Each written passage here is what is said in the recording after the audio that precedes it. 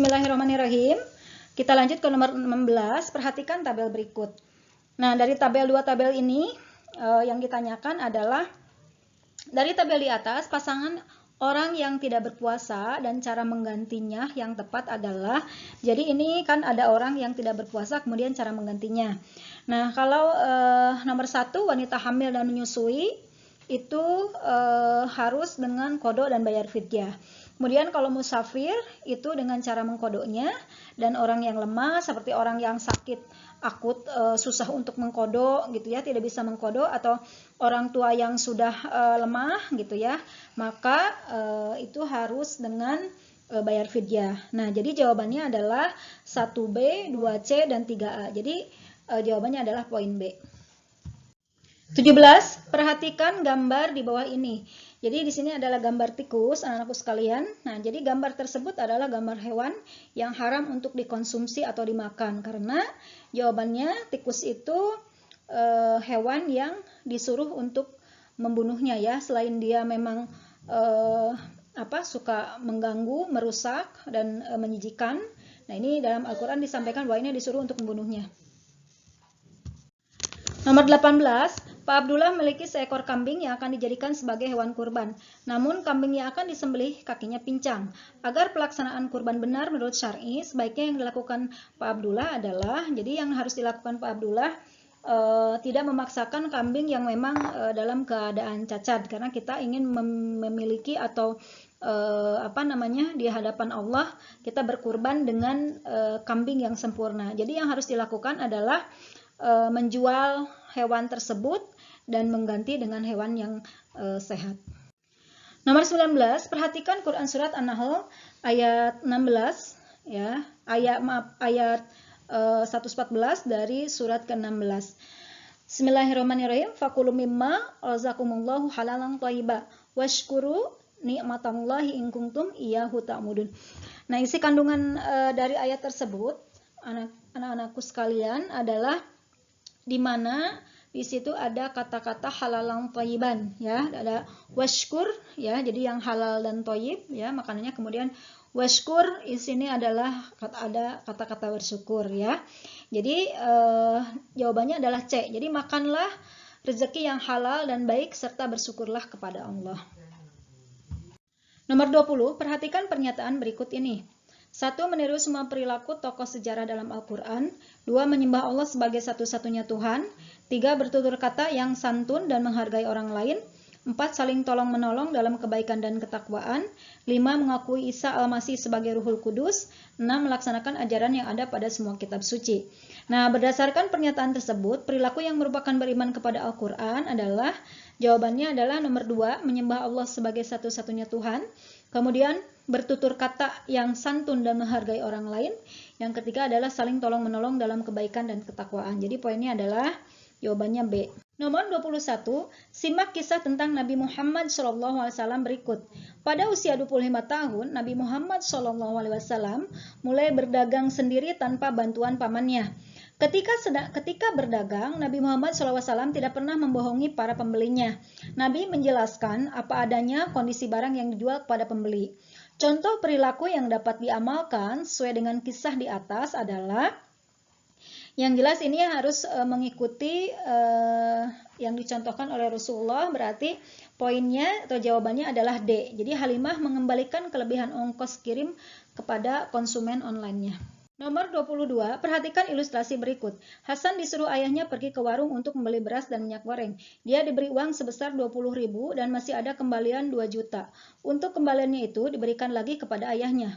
Perilaku yang ditunjukkan oleh Hasan mencerminkan penerapan dari sikap jujur ya anakku, karena di sini perilaku yang terus terang apa yang harus dilakukan. Jadi Hasan mengembalikan uang kembalian kepada ayahnya. Nomor 23, perhatikan ilustrasi berikut. Firdan adalah peserta didik pada salah satu sekolah menengah yang selalu melaksanakan sholat Jumat dengan khusyuk.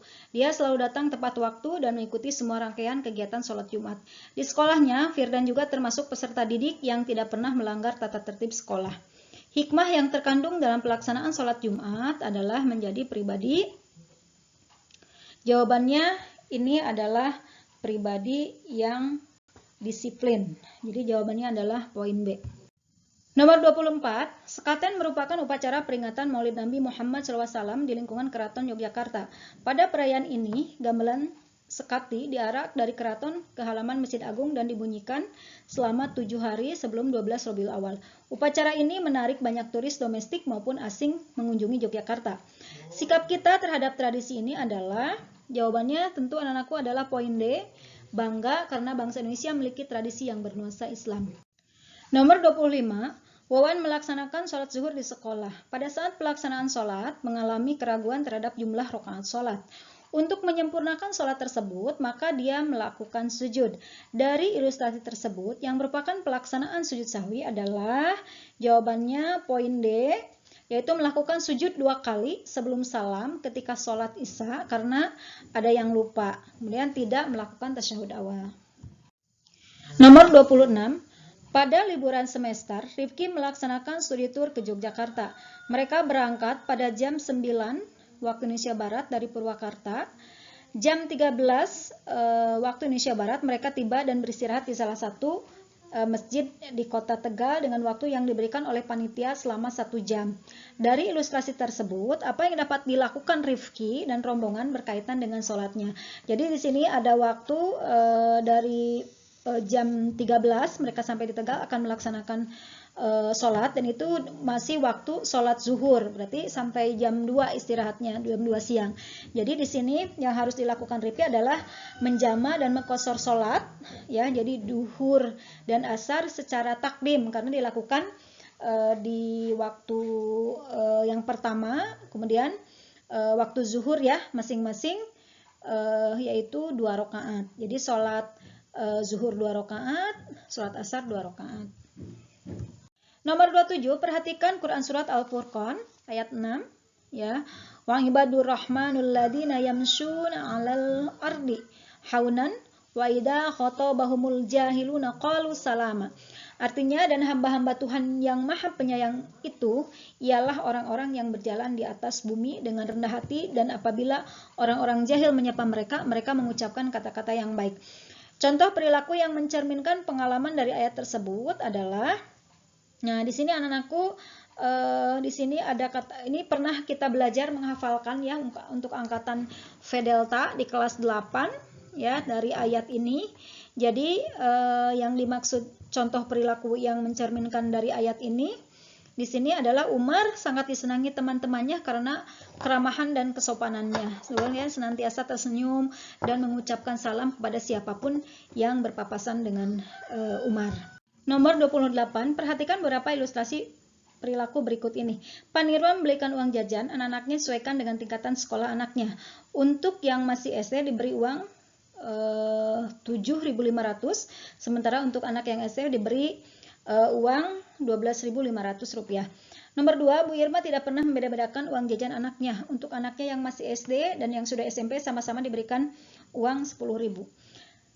Nomor 3, sebelum pelaksanaan sholat Jumat, sebagai bendahara DKM di sebuah masjid, Pak Hafiz selalu melaporkan kondisi keuangan masjid.